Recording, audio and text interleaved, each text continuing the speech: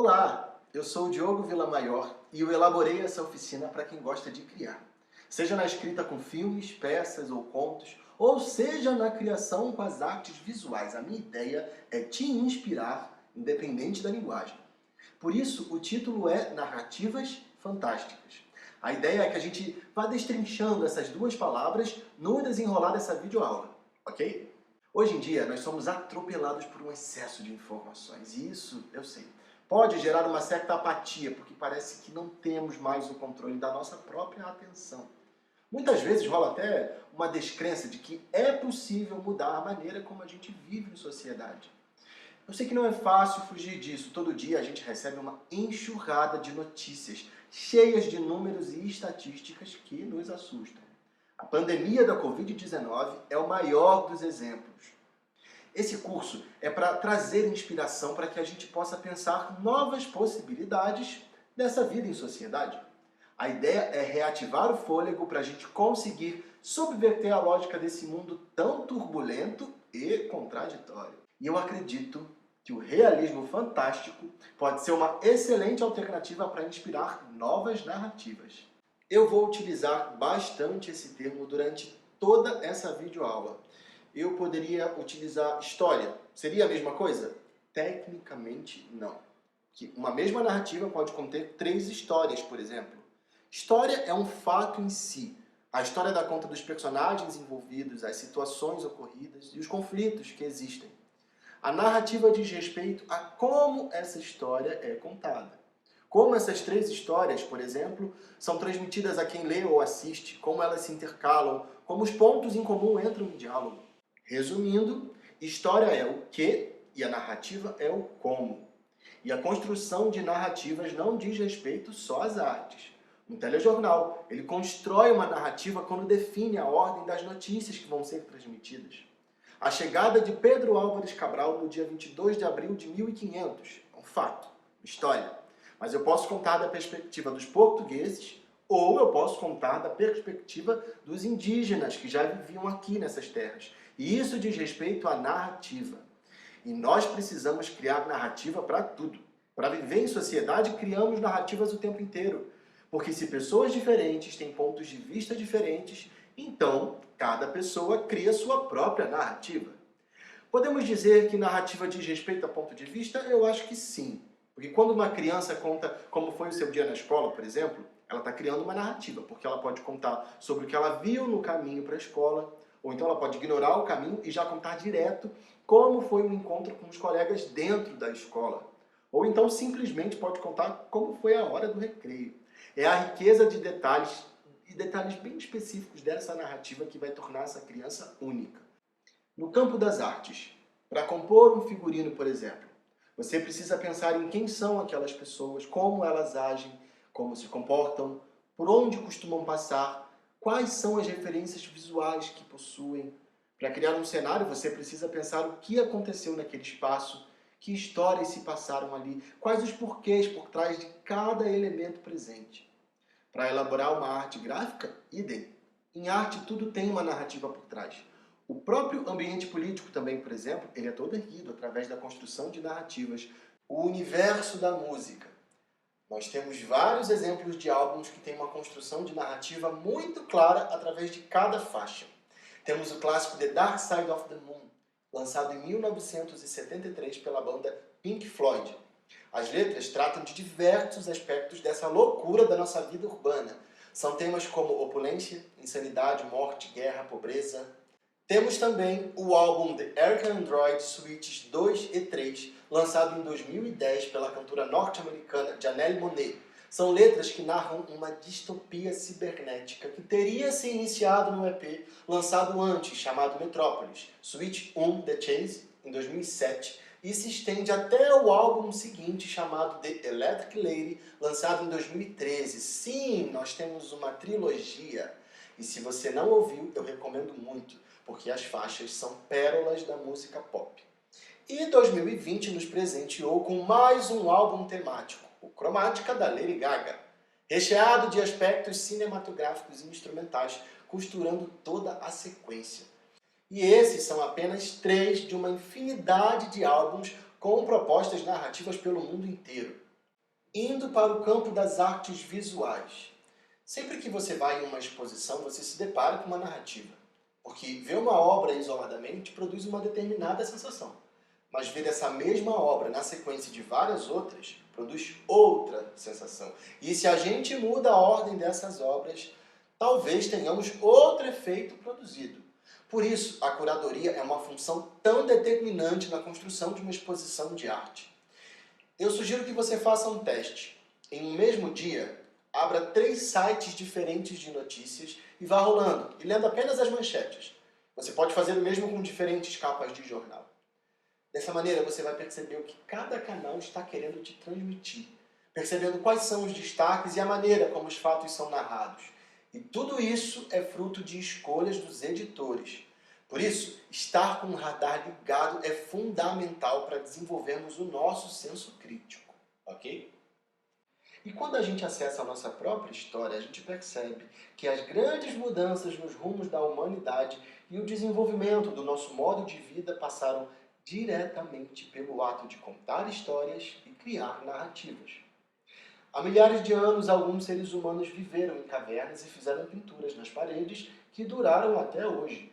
Os centenários griots, por exemplo, eles se tornaram uma peça fundamental na construção das diversas culturas africanas. As grandes navegações de Cristóvão Colombo, Américo Vespúcio, Marco Polo, Pedro Álvares Cabral. Na época não tinha smartphone para registrar e colocar tudo nas redes sociais. Então, os relatos dos viajantes eram das principais fontes de informação. E se quem conta um conto aumenta um ponto, a gente pode começar a propor uma narrativa mais propositiva sobre o nosso mundo atual. Que tal? A gente não pode esquecer que o cristianismo se tornou a religião mais difundida por todos os cantos do planeta, com uma evangelização através das parábolas. Parábola é uma narrativa alegórica que transmite uma mensagem indireta, por meio de comparação ou analogia. Elas não dizem não faça isso. Elas contam toda uma história para, no final, mostrar como aquela pessoa deve ou não proceder. E não precisa ser cristão para entender a força que essas parábolas bíblicas têm.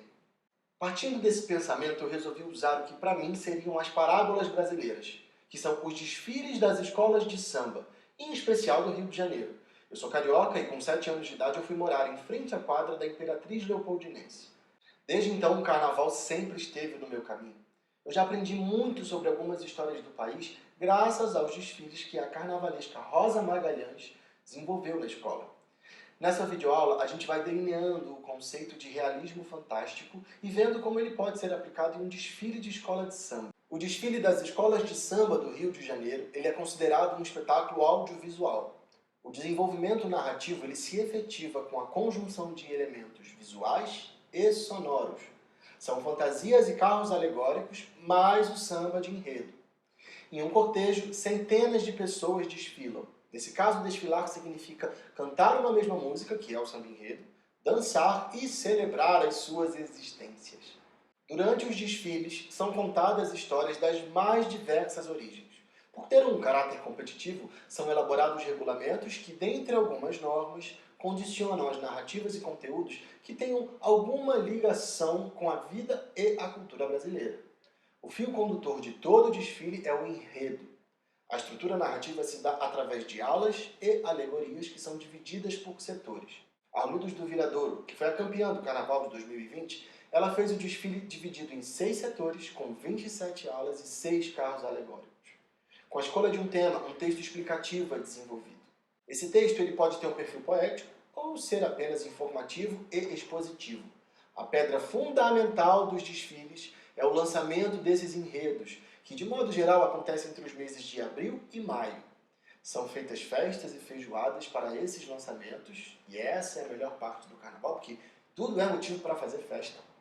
E aí esse lançamento abre o caminho para as 2 primeiras frentes de trabalho, que vão resultar no desfile de uma escola. São elas a composição do samba enredo e o desenvolvimento plástico, que são os desenhos de fantasias e os projetos de carros alegóricos.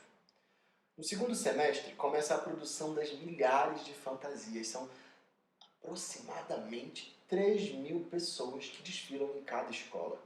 E as alegorias elas começam a ser montadas nesse período. Para ajudar a tratar um pouco sobre o universo do carnaval, eu separei alguns trechos de uma entrevista que o Milton Cunha, que é artista, pesquisador e comentarista de TV, ele cedeu para a Rádio FM O Dia do Rio de Janeiro em 21 de outubro de 2015. Vamos ver. Milton, você lançou o livro esse ano, dos 25 anos da sua carreira. Chama-se Carnaval é Cultura, Poética e Técnica no Fazer Escola de Samba. A poética é o texto. O carnaval parte de um texto mestre, que você chama de sinopse, então a poética é a escrita, que também vai para o samba. O samba também é escrito, né? É uma música com letra. Então essa é a poética. A técnica é toda a feitura, que dura 8 meses. Então o livro revela para o leitor, em português e inglês, o misterioso mundo por trás do desfile. Todo mundo só vê o desfile. Só que tem 8 meses de investimento, tanto de dinheiro quanto de serviço, antes. Tudo isso para dizer que o desfile das escolas de samba hoje movimenta e muito o Rio de Janeiro, tanto culturalmente quanto economicamente. É uma expressão artística muito relevante para a cidade, para o país e até mesmo para o mundo. Hoje em dia existem várias iniciativas em universidades, como o FRJ, o ERJ e Veiga de Almeida, que lançam um olhar de pesquisa sobre tudo que envolve o universo das escolas de samba. Na UFRJ tem o Observatório do Carnaval e, recentemente, foi criada a Lupa, que é a Liga Universitária de Pesquisadores e Artistas de Carnaval. E na Universidade Veiga de Almeida é a pós-graduação Figurino e Carnaval. E ainda temos o Museu do Samba, que é fundamental para o registro de toda a história da folia. Dito isso, fica evidente que a gente precisa olhar para a escola de samba não só como um lugar para beber cerveja e sambar, que é ótimo, eu adoro, mas também como um polo fundamental de referência, registro e produção da cultura nacional. Com esse formato que eu elaborei para o curso, eu busco criar mais uma iniciativa que traz o carnaval para o centro da discussão poética nas artes. Bem, agora nós vamos começar a segunda parte do nosso estudo, ok? O desfile Tupinicópolis foi elaborado pelo artista Fernando Pinto, em 1987. Precisamos entender um pouco sobre a vida artística de Fernando e sobre os anos 80. Fernando Pinto era pernambucano, figurinista, cenógrafo e diretor de teatro. Fez parte da segunda geração dos Zicroquetes, além de ter dirigido shows de Elba Ramalho, Ney Matogrosso e das Frenéticas. Foi um artista totalmente conectado com o tropicalismo. Eu ouso dizer que ele foi o carnavalesco que começou a trazer um aspecto da cultura pop para os desfiles das escolas. Na década de 70, quando as narrativas eram majoritariamente épicas, com lendas e figuras históricas e até mesmo mitológicas, Fernando Pinto exaltou Carmen Miranda, no enredo que se chamou Alô, Alô, tá aí Carmen Miranda, que fez o Império Serrano ser campeão em 1972. No ano seguinte, ele foi vice-campeão com um enredo chamado Viagem Encantada Pindorama Adentro, onde ele tratou do mito do descobrimento do Brasil e buscou construir o desfile a partir do ponto de vista dos nativos. Ainda no Império Serrano, fez desfiles sobre a vida de Zaquia Jorge, uma vedete do subúrbio carioca, e ainda sobre a estrela de cinema Oscarito, quando esse ainda era menosprezado pelo panteão da cultura nacional. Nos anos 80, já pela Mocidade Independente, ele foi vice-campeão com o enredo Tropicália Maravilha, e ainda desenvolveu Como Era Verde Meu Xingu, que tratava da questão indígena diretamente. Foi campeão em 1985 com o Ziriguidum 2001 Carnaval das Estrelas. Ele foi fundamental para o panorama artístico nacional, pois trouxe para o foco das discussões temas considerados bregas, que com a gourmetização dos dias de hoje virou o kit. Eu acredito que ele é um artista que deveria estar em todos os livros de história da arte brasileira, porque ele mergulhou a fundo nessa confusão que é a tentativa constante de definição da nossa identidade. Se a gente quer tentar entender e delinear o que é a cultura nacional, a gente necessariamente precisa passar pelo carnaval e principalmente por Fernando Pinto. Em relação aos anos 80, é importante lembrar que 1987, que é o ano em que Tupinicópolis passou pelo Sambódromo e o ano em que eu nasci, esteve entre o fim oficial da ditadura militar, 1985, e a elaboração do mais importante documento brasileiro, que é a Constituição. Foi a Constituição de 88 que colocou como fundamental, por exemplo, a delimitação das terras indígenas, além de assegurar vários outros direitos civis. O país estava saindo de um período com forte repressão, tanto individual quanto intelectual, o que fez muita gente explodir em suas expressões artísticas. O Brasil passou por uma de suas piores crises econômicas, com a inflação a níveis galopantes. Ao mesmo tempo, foi a década em que a tecnologia chegou com tudo nas artes, em especial na música, com as guitarras elétricas e seus sintetizadores, por exemplo. O rock ganhou os holofotes, a música eletrônica chegou com tudo, new wave, hip hop, heavy metal. O pop ganhou o mundo sendo levado por Michael Jackson e Madonna. Em 1981 foram fundados o SBT e a MTV norte-americana. O primeiro Rock in Rio foi em 1985. Os videogames se tornaram super populares com a Sega e a Nintendo. Os principais sistemas operacionais que conhecemos hoje, o Windows e Mac, foram lançados nesse período. Tivemos o desastre de Chernobyl e a queda do Muro de Berlim. Foi uma década bastante efervescente em relação a questões sociais. Eu disse tudo isso porque é sempre fundamental entendermos o contexto em que os artistas estão inseridos. A arte precisa de contexto. O que está no entorno do artista influencia diretamente, mesmo que de maneira inconsciente, o que ele produz. E ter essa atenção é mais importante ainda quando vamos estudar o passado. Analisar as obras de um artista de décadas passadas apenas com os nossos olhares contemporâneos pode ser até uma injustiça. A gente precisa ter um olhar generoso e tentar entender o que se passava na época do artista que vamos analisar. E por que eu resolvi juntar o realismo fantástico com o universo das escolas de samba? Bem, o carnaval é o lugar do delírio. Os desfiles são frutos de voos bem altos da imaginação dos seus artistas criadores. O Milton Cunha tem uma fala ótima quando respondeu sobre o Carnaval da Grande Rio em 2014 e sobre o que a Portela preparava para 2016. Vamos ver. Mas é o recorte, é o ângulo artístico. Se a Maísa tinha uma casa lá e morou lá, taca-lhe uns pianos flutuantes, coloca um mar de letras. Viagem, não. Carnaval, mas é isso, carnaval né, é Léo? maionese. É. Não é aula de ciência, não é missa, não é parada militar. Carnaval é delírio. No Abre Alas, ele vem com as duas grandes viagens clássicas, a Odisseia e com a abertura do Mar Vermelho. Ele vem com duas grandes acontecimentos que mudaram as viagens Mas clássicas. a Águia da Portela pode abrir o Mar Vermelho, é isso? Na imaginação do grande artista, tudo é possível. As respostas do Milton Cunha são as melhores. Mas eu sou dessa praia dos loucos. Eu sou dessas praias da maionese de Joãozinho 30. Eu acho que não pode passar o beabá. Tem que ser o C, depois o A, depois o B. Tem que trocar as letras do alfabeto. Nós já tivemos um desfile que começou falando da tribo antropofágica dos índios goitacazes, passou pelo modernismo brasileiro e terminou na Tropicália. Já tivemos Adão e Eva na Lapa, o King Kong segurando o relógio da Central, entre outras tantas narrativas delirantes. O carnaval, na definição de acontecimento popular, tem essa característica histórica de inversão das lógicas sociais. Nos dias de folia, as cidades se transformam completamente e as pessoas, idem. O proibido muitas vezes passa a ser permitido e certas vozes que se sentem oprimidas durante o ano se revelam e florescem pelas ruas durante os festejos.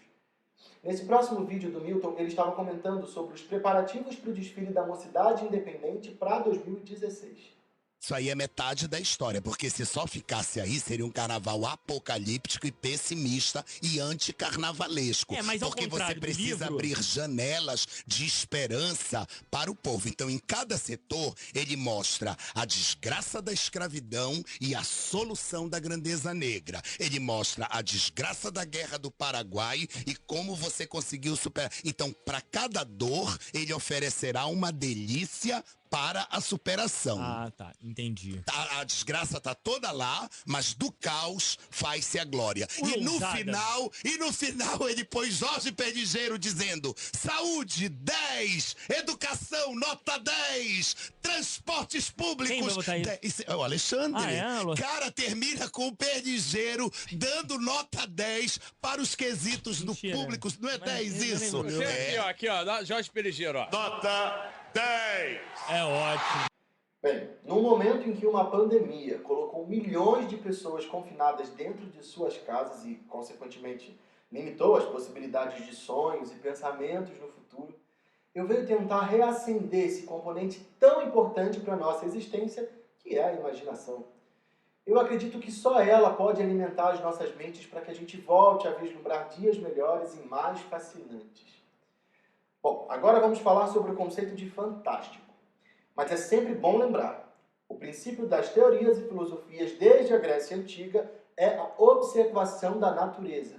Uma pessoa coloca o seu olhar atento e profundamente analítico ao mundo que está ao seu redor. E assim nasce uma definição. Eu considero bastante importante lembrar disso para que a gente não fique aprisionado nas infinitas teorias que são desenvolvidas. Todas elas surgem para nos ajudar a entender o universo. O olhar de uma outra pessoa pode me ajudar e compreender certos aspectos que eu, sozinho, não sou capaz de absorver. Ou seja, o conhecimento existe para nos libertar e não para nos aprisionar. Ok? Em arte, isso se faz mais fundamental ainda. O livro que eu utilizo como base teórica se chama A Ameaça do Fantástico, do autor e crítico espanhol David Roas, e é uma organização de 6 artigos sobre o tema, e esse livro foi lançado em 2013. Os artigos foram escritos entre 2001 e 2011. Neles, o autor faz um recorte histórico dessa definição literária e segue elencando algumas características que delimitam o campo de significação do fantástico. Fazendo um breve parêntese, o David Roas é espanhol, ou seja, europeu. E isso diz muito sobre as características do pensamento, porque os europeus tendem a ser eurocêntricos. Então pode ser que alguma outra obra com características fantásticas tenha surgido em outra parte do mundo, mas o registro oficial acaba sendo europeu. Bom, na história da arte nós temos diversas correntes artísticas majoritárias: o Renascimento, Barroco, Classicismo, Romantismo, Modernismo, Cubismo, Dadaísmos e infinitos ismos. Como linguagem, a gente tem teatro, música, artes plásticas, que hoje em dia é mais chamada de artes visuais, dança, circo, cinema, literatura e tantas outras. O realismo fantástico surgiu como uma categoria dentro da literatura e foi se expandindo para o cinema, para o teatro, porque nada é fixo. Todas as manifestações artísticas são flexíveis e cheias de poros. Por isso, as interseções são tão comuns. É fundamental dizer que todas as definições de gênero artístico que cruzaram os séculos surgiram de um estudo posterior, ou seja, primeiro as artistas e os artistas criam as suas obras de maneira espontânea e genuína, para depois os estudiosos, com um certo distanciamento, analisarem as características e perceberem que existem pontos em comum. A reunião desses pontos em comum acaba definindo um gênero. As obras que seguem cruzando os séculos e habitando o nosso imaginário foram criadas de maneira espontânea, então a gente nunca deve se colocar na obrigação de seguir à risca as definições. Eu cheguei até o fantástico porque eu fui percebendo que determinados tipos de narrativas me encantavam mais. Daí, quando eu encontrei essa definição, estudei e fui entendendo os porquês. Esse aprofundamento do tema me traz diversas possibilidades e recursos para o meu ato de criação, mas jamais eu me coloco como refém disso, tendo que dar conta de formatos específicos. Eu sei que eu dei uma volta um pouco grande, mas eu achei importante dizer tudo isso antes de adentrarmos nesse universo tão legal, ok? Agora vamos lá. A definição sobre o realismo fantástico foi algo forjado por estudiosos que observaram determinadas características em obras literárias a partir do século XVIII. Ele pressupõe uma interferência do irreal no real, ou então do sobrenatural no natural. Por isso, o seu surgimento é dado no século XVIII, tendo como marco o romance gótico inglês O Castelo de Otranto, de 1764. Para ajudar a entender, é importante dar uma pincelada sobre o Iluminismo, também conhecido como Século das Luzes, que foi um movimento intelectual e filosófico que dominou a Europa no século XVIII. Esse movimento produziu uma mudança radical na relação com o desconhecido. O ser humano passou a ser dominado pela razão e deixou de acreditar na existência objetiva de fenômenos sobrenaturais, ou seja, a ciência passou a ocupar o lugar de protagonista que vinha sendo ocupado pela Igreja. Como o pensamento vigente passou a ser dominado pela lógica científica, houve o descrédito da religião. As crenças foram rejeitadas como um meio para explicar e interpretar a realidade. A lógica religiosa deixou de ser aquela que explicava o mundo para o povo.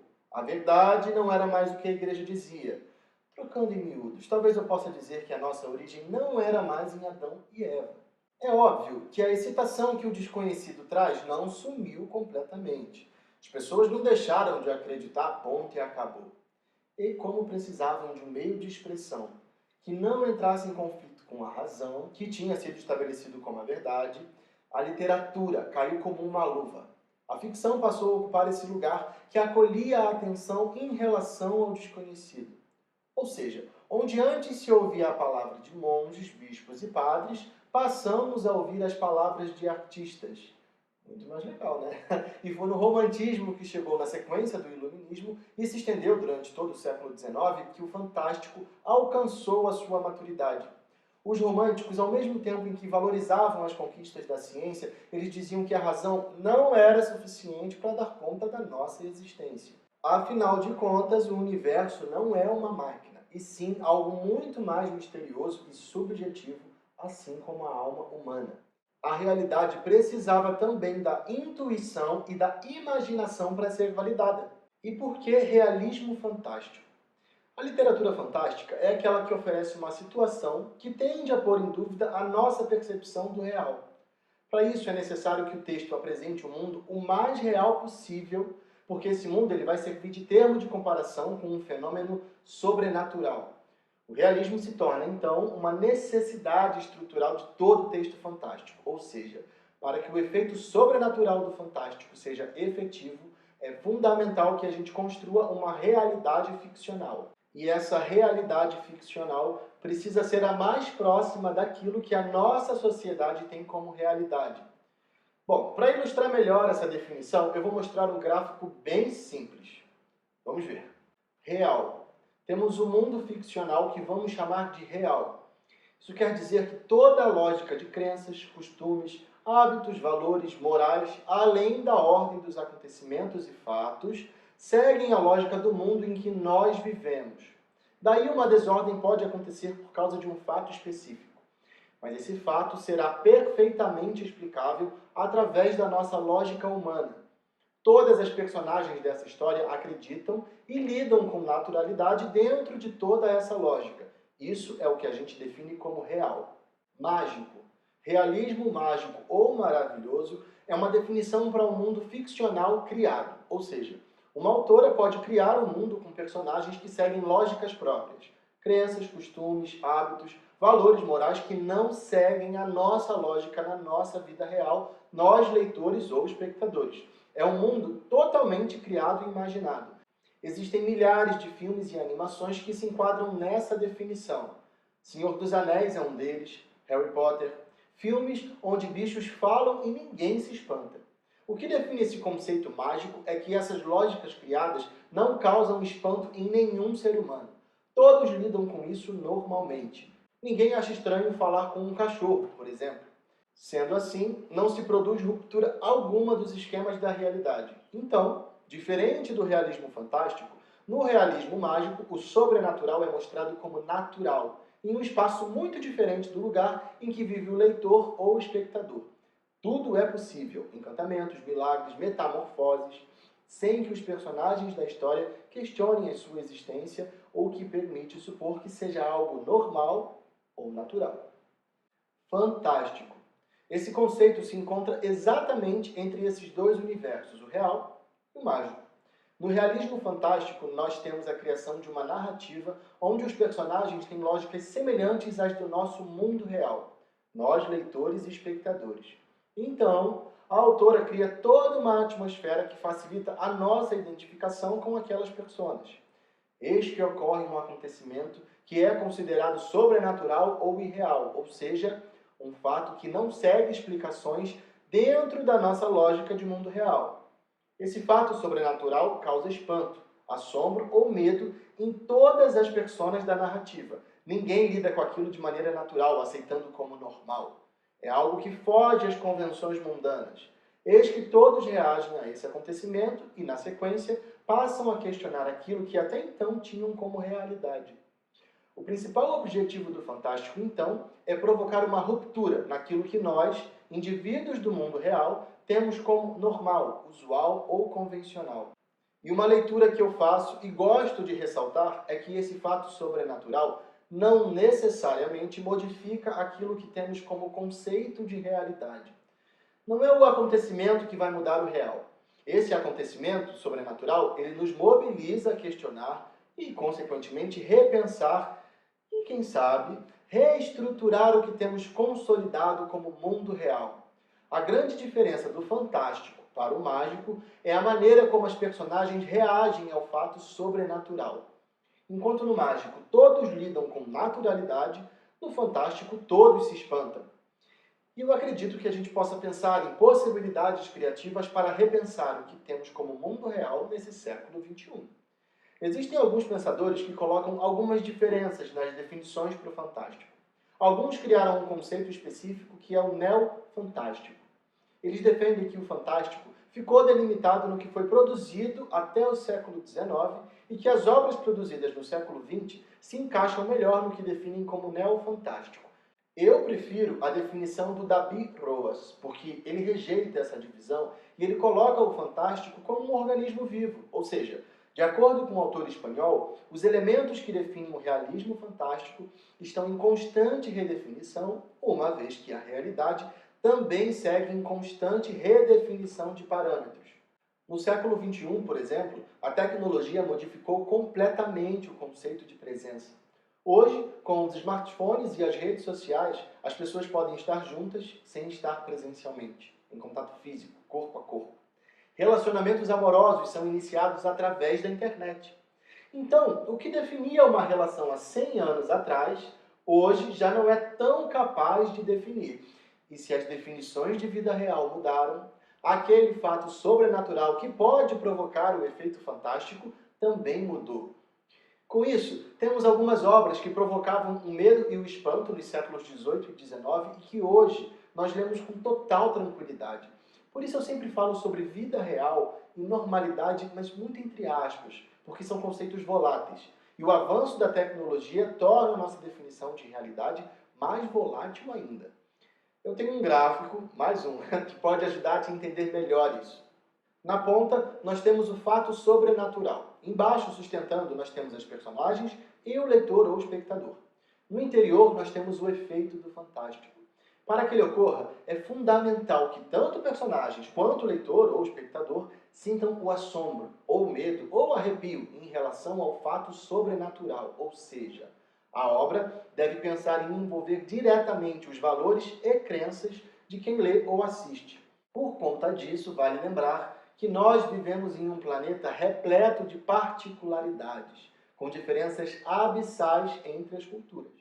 Então, o normal e a vida real também variam de acordo com as culturas. As crenças, costumes, hábitos, valores morais e éticos do Brasil talvez não sejam tão semelhantes a um país do Oriente Médio ou uma ilha da Oceania, por exemplo.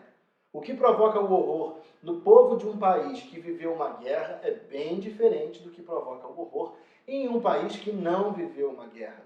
Então pode ser que isso também cause uma diferença no que provoca o efeito fantástico. O autor diz: toda representação da realidade depende do modelo de mundo de que uma cultura parte. Realidade e irrealidade, possível e impossível, se definem em sua relação com as crenças às quais um texto se refere. E é isso que me encanta, porque necessariamente quem busca criar algo vai precisar estar com seu olhar atento e extremamente sensível à realidade do entorno. Nós artistas acabamos sendo bastante sonhadores e idealizadores de um mundo melhor, mas é fundamental que a gente tenha como ponto de partida um mundo como ele é, de fato, e não como a gente gostaria que ele já fosse. As nossas obras elas vão apontar em direção ao nosso mundo ideal, claro, mas precisam partir do mundo real. É assim que a gente favorece a identificação dos nossos espectadores e ouvintes. Para finalizar essa definição de fantástico, eu vou ler algumas palavras. A realidade é incompreensível para a inteligência humana, mas isso não impediu o homem de elaborar uma infinidade de esquemas que tentam explicá-la. Filosofia, metafísica, religião, ciência. E o resultado da aplicação de tais esquemas de pensamento não é a explicação do universo, mas a criação de uma nova realidade. O ser humano, incapaz de conhecer o mundo, cria um à medida da sua mente, onde de algum modo o homem vive feliz. A realidade é, portanto, uma construção fictícia ou uma simples invenção. Eu separei alguns contos do Julio Cortázar, que eu adoro, e é considerado um dos maiores realizadores do realismo fantástico. Os contos são do livro Histórias de Cronópios e de Famas, de 1962. Comportamento dos espelhos na Ilha da Páscoa. Quando se põe um espelho a oeste da Ilha da Páscoa, ele atrasa. Quando se põe um espelho a leste da Ilha da Páscoa, ele adianta. Mediante delicadas medições, pode-se encontrar o ponto em que esse espelho estará na hora. Mas o ponto que serve para esse espelho não é garantia de que sirva para outro, pois os espelhos são feitos de diferentes materiais e reagem segundo lhes dá na telha. Assim, Salomão Lemos, o antropólogo a serviço da Fundação Guggenheim, se viu morto de tifo ao olhar seu espelho de barbear, tudo isso a leste da ilha. E, ao mesmo tempo, um espelhinho que ele esquecera a oeste da Ilha da Páscoa refletia para ninguém, estava jogado entre as pedras. Salomão Lemos, de calça curta, indo para a escola. Depois, Salomão Lemos, nu na banheira, sendo entusiasticamente ensaboado por seu pai e sua mãe. E depois, Salomão Lemos falando para uma grande emoção de sua tia Remeditos, numa fazenda do município de Trenquelanque. História verídica. Um senhor deixa cair ao chão os óculos, que fazem um barulho terrível ao bater nos ladrilhos. O senhor se abaixa aflitíssimo, porque as lentes dos óculos custam muito caro, mas descobre assombrado que, por milagre, elas não se quebraram. Agora, esse senhor sente-se profundamente grato e compreende que o acontecimento vale por uma advertência amistosa, de maneira que se dirige a uma ótica e compra logo um estojo de couro acolchoado, com proteção dupla, como precaução.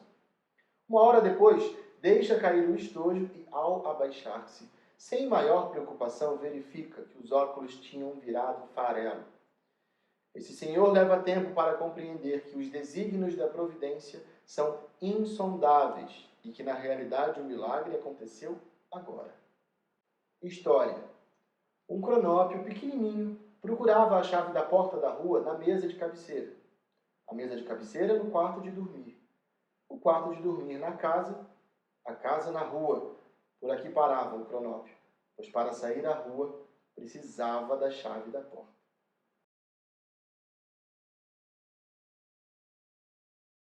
Agora nós vamos para a análise do desfile de Tupiniquópolis e ver como esses conceitos do realismo fantástico podem ser aplicados nessa leitura. Antes de começar, eu quero deixar registrado o meu profundo agradecimento ao artista visual e pesquisador Leonardo Antan, do Rio de Janeiro, que me auxiliou com materiais sobre esse desfile. O Leonardo é um profundo conhecedor e apaixonado pelo trabalho do Fernando Pinto. Ele publica muitos materiais interessantes nas redes sociais, além de ser um dos responsáveis pelo site Carnavalize. Então, para quem se interessar em conhecer mais detalhes, acesse o site e procure o Leonardo nas redes sociais. Eu escolhi o desfile de uma escola de samba, em especial esse de 1987, não só por ser um contemporâneo meu, afinal, nascemos no mesmo ano, mas por conta da minha ânsia em sempre analisar os fenômenos artísticos dentro da ótica brasileira. Eu tenho um histórico de formação acadêmica e majoritariamente em artes, a gente tende a ler muita teoria europeia. E como eu já disse antes, a arte só existe efetivamente se está em total conexão com o mundo ao seu redor. Por isso, sempre me incomodou um pouco nós afinarmos o nosso olhar estético a partir das estéticas europeias. As organizações sociais e os valores éticos são bastante distintos. Por isso eu sigo sempre que possível através de recortes latino-americanos e principalmente brasileiros.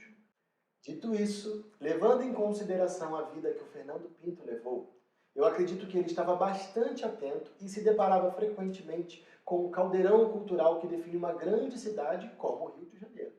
Ele era de Pernambuco e foi morar no Rio, mais especificamente em Copacabana, que é na zona sul da cidade. Frequentava e trabalhava nos teatros da cidade, mas também nos barracões das escolas de samba que se localizam no centro do Rio. Além disso, esteve envolvido com o Império Serrano, que se localiza em Madureira, subúrbio da cidade, e com a Mocidade Independente, que tem sua quadra de atividades localizada em Padre Miguel, que é a zona oeste da cidade. Ele pôde realizar a exposição em uma galeria de arte com elementos do desfile de 1983 chamado Como Era Verde Meu Xingu. Ou seja, Fernando Pinto conseguiu levar o carnaval até o lugar da arte erudita. Então eu acredito que essa circulação física pelas mais diferentes regiões da cidade influenciou diretamente a potência da criação artística do Fernando. O desfile Tupinicópolis tratava de uma maneira bastante debochada e ácida dessa mistura que está na base da formação do povo brasileiro. Ele criou uma cidade indígena do terceiro milênio e que nomeou Tupinicópolis, que era comandada por um cérebro eletrônico, um sistema operacional chamado Tupi-Cacique. Então, no momento anterior à elaboração da Constituição de 88, Fernando estava propondo a possibilidade de um protagonismo indígena perante o desolamento econômico e social que predominava aos anos 80. O desfile começava com uma comissão de frente, que é o primeiro grupo de desfilantes responsáveis pela apresentação da escola, composta por enormes caciques de terno, óculos escuros e malas de couro. O carrabrialas é a primeira alegoria do desfile e geralmente é bastante aguardada, porque é onde estão os símbolos de escolas tradicionais, como a Águia da Portela ou a Coroa do Império Serrano. Um dos destaques foi a criação de marcas próprias. Abusando da irreverência, passaram o supermercado Casas da Onça, em referência à Casa da Banha, e o shampoo Jurema Maracujá. Ainda teve o shopping Boitatá, repleto de eletrodomésticos, com um grande chafariz de verdade no meio da alegoria, que representava o consumo agressivo e claramente contraditório.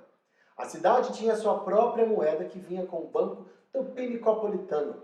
A moeda vigente no Brasil, que era o cruzado, foi colocada lado a lado do Guarani, que era usada na cidade futurista e mostrava que 500 cruzados valeriam apenas uma unidade da moeda indígena, fazendo uma crítica direta à inflação que já assombrava os brasileiros.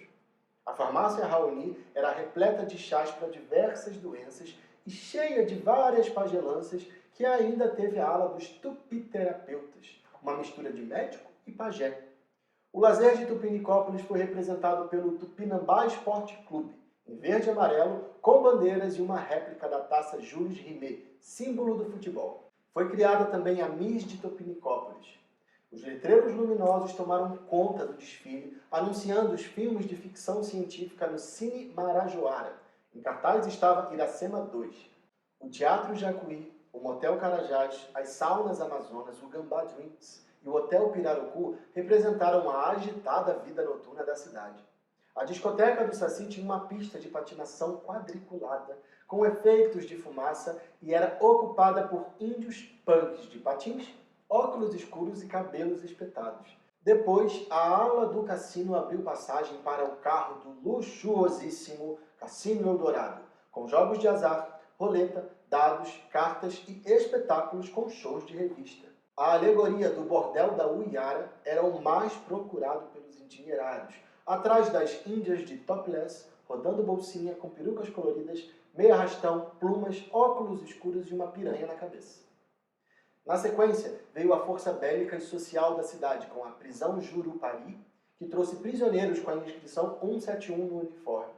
A força bélica do lugar começou com um grande letreiro apresentando a Tapioca dos Poderes, de onde surgiram as Forças Armadas de Tupinicópolis, representadas pelos carros do Tatu Guerreiro, o Exército, Marreco Bélico, Marinha e Gavi-Avião Aeronáutica.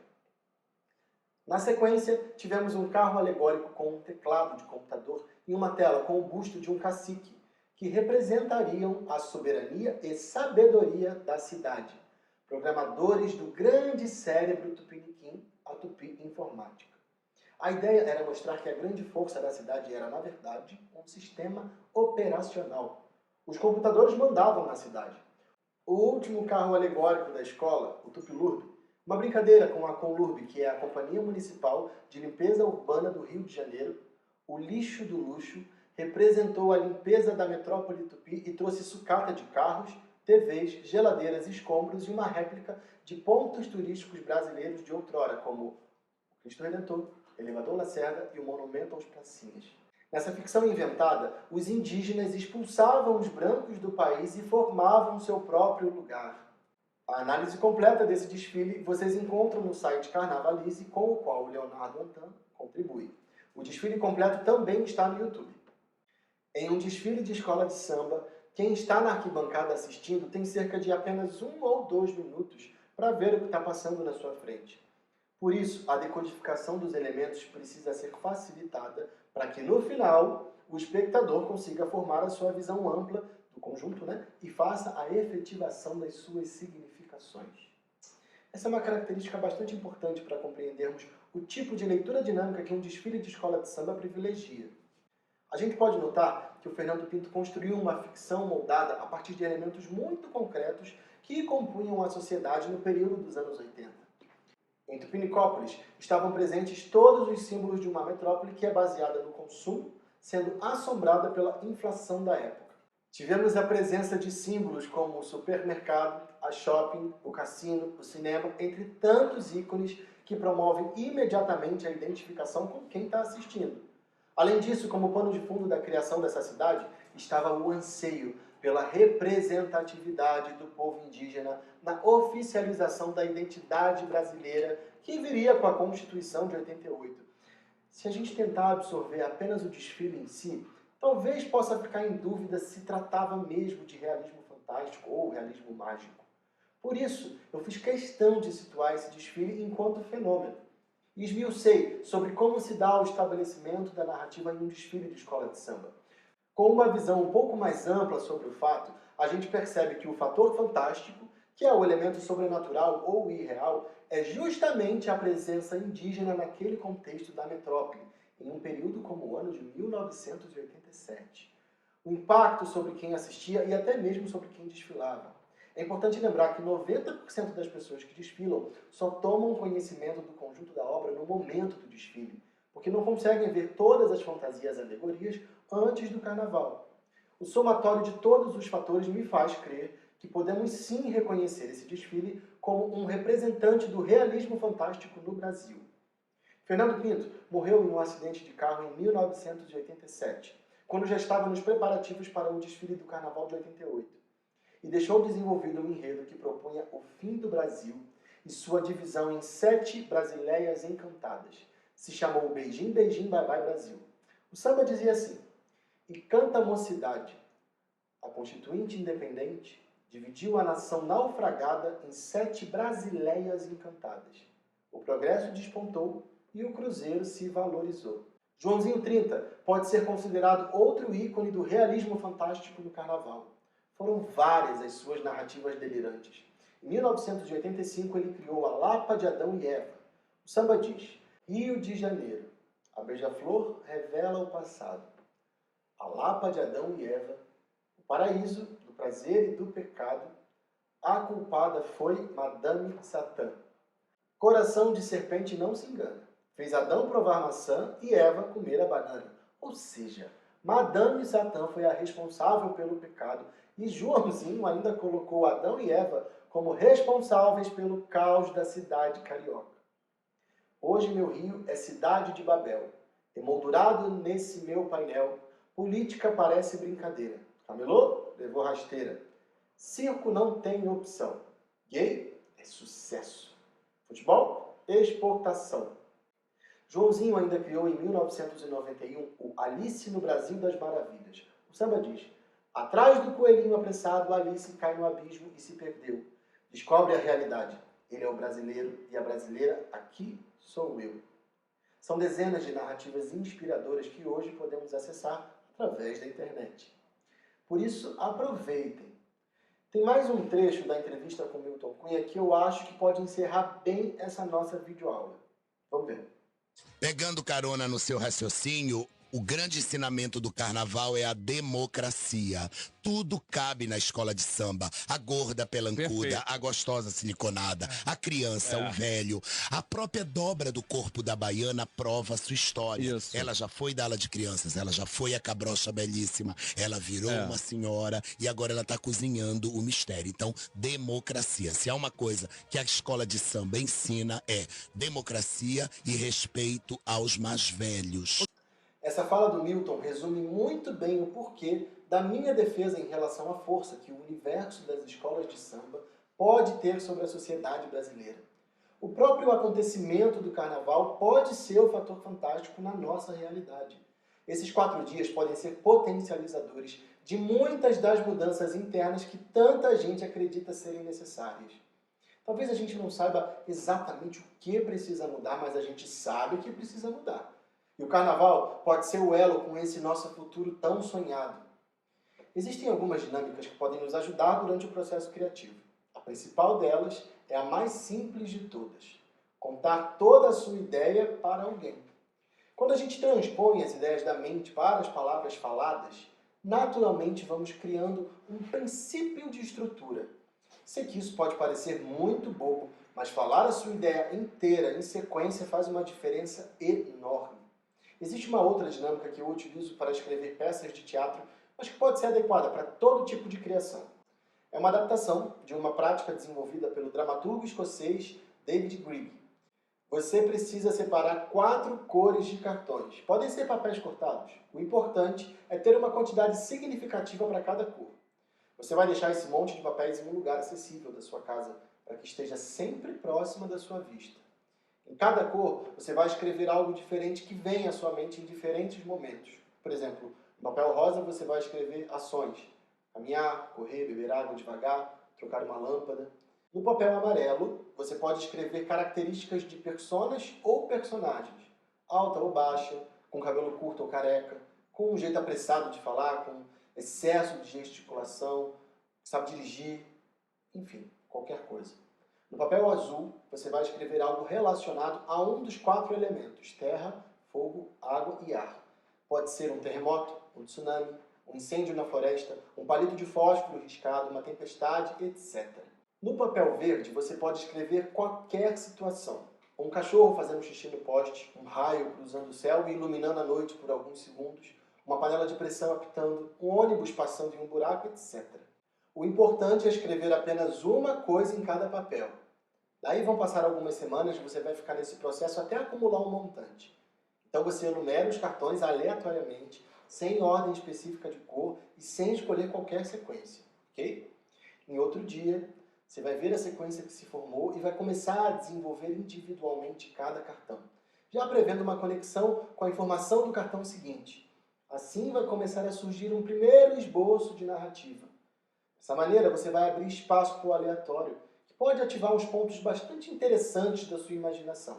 Daí em diante, vai selecionando as sequências mais interessantes, invertendo ordens dos cartões, e aí você pode manipular do jeito que você quiser a sua criação. Muitas vezes, o excesso de razão tolhe a nossa criatividade. Essa dinâmica ela pode auxiliar no desbloqueio das ideias. Outra dinâmica bem simples e interessante é você escolher uma letra, escrever em um papel o máximo de palavras que vierem à sua mente em um prazo de 2 minutos cronometrados, sem parar de escrever e sem parar para pensar. Depois disso, você vai selecionar aproximadamente 10 palavras e começar a esboçar sequências narrativas. Todas essas dinâmicas que eu citei, elas buscam demolir o mito da genialidade no momento da criação. Pense que a melhor ideia de todas é sempre aquela que pode ser executada. E assim finalizamos essa videoaula. Eu espero que você se sinta inspirada ou inspirado a criar novas possibilidades de mundo que dê asas à sua imaginação. Eu peço que você deixe aqui embaixo nos comentários o seu feedback para que eu possa melhorar esse conteúdo numa próxima oportunidade. Muito obrigado pela sua atenção e até já!